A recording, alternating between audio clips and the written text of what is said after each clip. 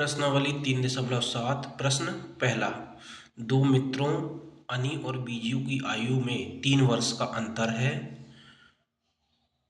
अनी के पिता धर्म की आयु अनी की आयु की दुगनी है और बीजू की आयु अपनी बहन कैथी की आयु की दुगनी है। कैथी और धर्म की आयु का अंतर 30 वर्ष है। अनी और बीजू की आयु ज्ञात करो। इस प्रश्न में हमें दो लोगों की आयु ज्ञात करनी है और इसमें परिस्थितियां भी दो दी गई हैं। तो चलिए इस प्रश्न को हल करते हैं। माना अनी की वर्तमान आयु बराबर x वर्ष, बीजू की वर्तमान आयु बराबर y वर्ष। अब इसमें हमें दो चीज़ें बताई गई हैं जो हमें खुद से मानना पड़ेगा, क्योंकि इसमें क्लियर नहीं किया गया है सवाल में कि क्या चीज़ है। एक तो अनी बीजू से बड़ा है या बीजू अनी से बड़ा है, तो हमें ये दोनों चीज़ें लेके चलना पड़ेगा। पहला हम क्या करेंगे कि अनी को बीजू से बड़ा लेंगे। तो अगर अनी बड़ा है तो x अनी की आयु है बराबर y+3। अनी को इसमें पहली परिस्थिति में हम अनी को बड़ा करेंगे, जिसमें अनी की आयु बराबर जो बीजू की आयु से 3 वर्ष बड़ी रहेगी। और दूसरी परिस्थिति में हम बीजू की आयु को अनी की आयु से 3 वर्ष बड़ा रखेंगे, y बराबर x+3 ये करेंगे।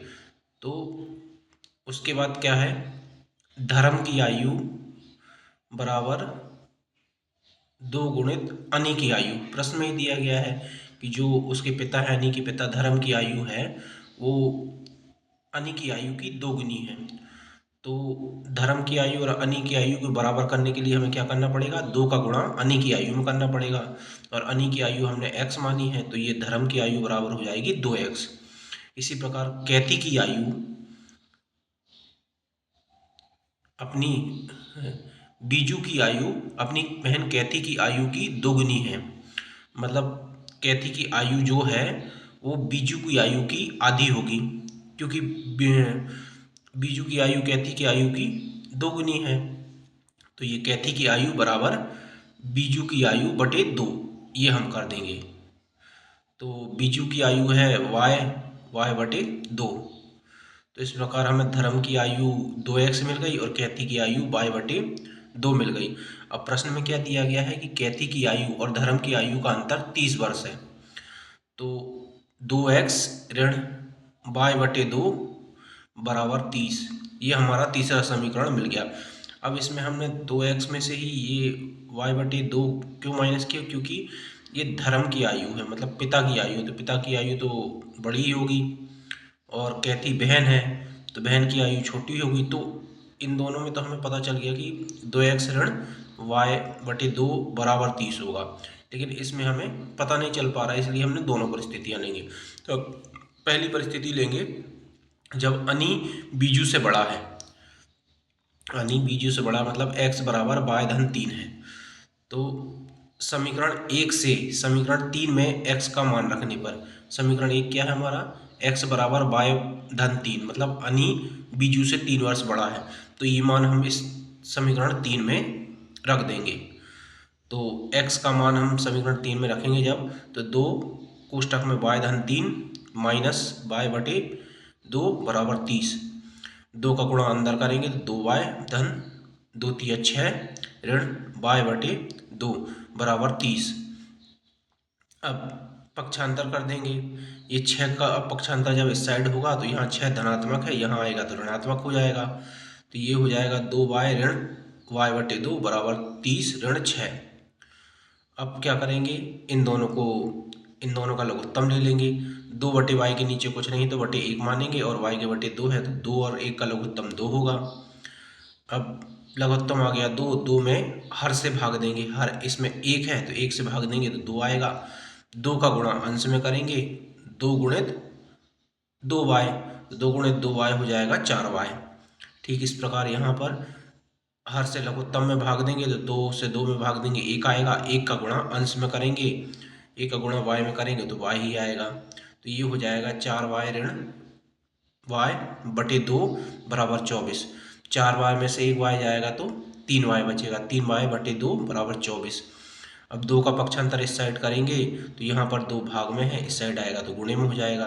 तो 3y बराबर 24 गुणित 2, और 24 24 दूनी कितना होता है 48 होता है। फिर 3 का पक्षांतर इस साइड करेंगे तो 3 यहाँ गुणे में है, यहाँ करेंगे तो भाग में हो जाएगा। तो y बराबर 48 बटे 3, और 48 बटे 3 क्या होता है, 48 में 3 का भाग देने पे 16 आएगा। तो इस प्रकार हमने y का मान निकाल लिया 16। अब 16 y का मान निकल गया तो अब x का मान निकालते हैं।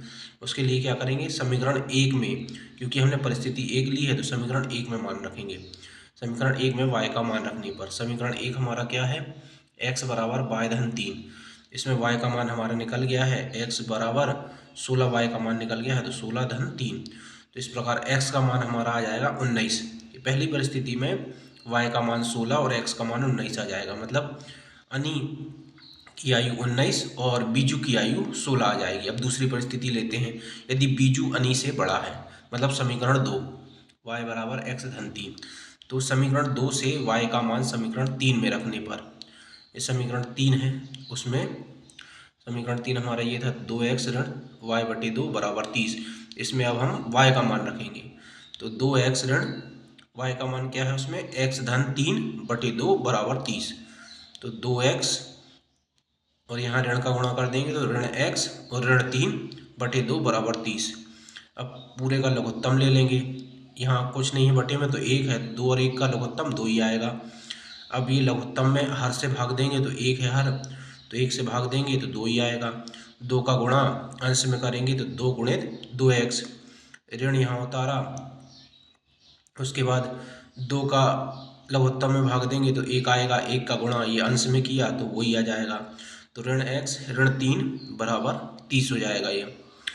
तो 2 का गुणा 2x में होगा तो 4x हो जाएगा। ऋण x ऋण 3, इस 2 का पक्षांतर जब इस साइड करेंगे तो यहाँ ये भाग में है, यहाँ गुणे में हो जाएगा, तो 30 गुणित 2 हो जाएगा ये। उसके बाद 4x में से 1x जाएगा तो 3x बचेगा। ऋण 3 बराबर 60। अब 3 का पक्षांतर इस साइड करेंगे तो 3 यहाँ धन में है, यहाँ करेंगे, यहाँ ऋण में है, यहाँ करेंगे तो धन में हो जाएगा। तो 3x बराबर 60 धन 3, 3x बराबर 60 और 3 होता है 63। अब फिर इस 3 का पक्षांतर इस साइड करेंगे तो यहाँ ये गुणे में है, यहाँ भाग में आ जाएगा, तो x बराबर 63 बटे 3 हो जाएगा। 63 में 3 का भाग देने पे आता है 21, x बराबर 21 आ गया। जब x बराबर 21 आ गया, x का मान आ गया, तो हम अब y का मान निकालेंगे, लेकिन परिस्थिति दूसरी है तो समीकरण 2 में x का मान रखेंगे। समीकरण 2 क्या है हमारा, y बराबर x धन 3, तो x का मान हम 21 जैसे ही रखेंगे, y बराबर 21 धन 3, तो 21 और 3 होता है 24। इस प्रकार दूसरी परिस्थिति में हमारा x का मान 21 आया और y का मान 24 आया। अनि की आयु 21 और बीजू की आयु 24 आई। इस प्रकार ये सवाल हमने हल कर दिया है।